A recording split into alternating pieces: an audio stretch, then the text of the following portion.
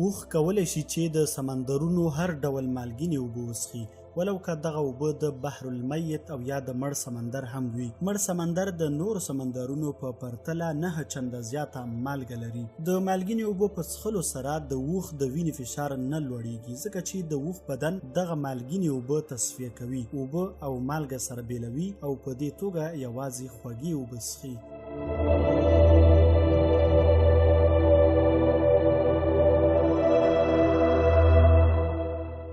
اوښ کولی شي چې هر ډول اغذي وخوري او په دې توګه یې معدې او کولمو ته هم ضرر نه رسیږي، ځکه چې د اوښ د خولې لعاب داسې تیزابي خاصیت لري چې هر ډول اغذي اوبه کولی شي. نو په دې توګه اوښ دغه اغذي د ډوډۍ او یا د وښو په څیر په عادي توګه خوري. نو د همدې لپاره د کلیو او د بانډو خلک هم کله چې د هغوی په پښو او یا لاسونو کې اغذی ننوځي، نو د اوښ لعاب پرېږدي ترڅو پورې دغه اغذی اوبه شي.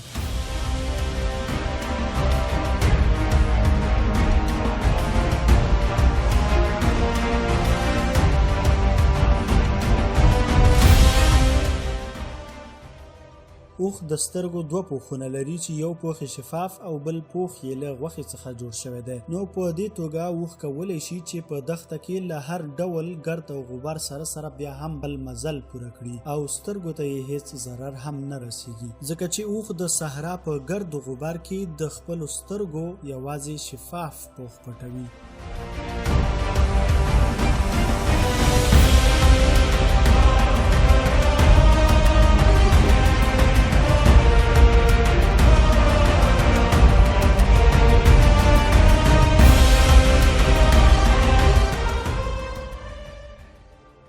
اوښ کولی شي چې د خپل د بدن د حرارت درجې ته تغییر ورکړي. که چیرې په داسې ځمکه روان وي چې هلته یخني او واوره وي، نو په داسې حال کې اوښ د خپل د بدن د حرارت درجه لوړوي، او که چیرې په ګرمه صحرا کې روان وي، نو د خپل د بدن د حرارت درجه راکموي.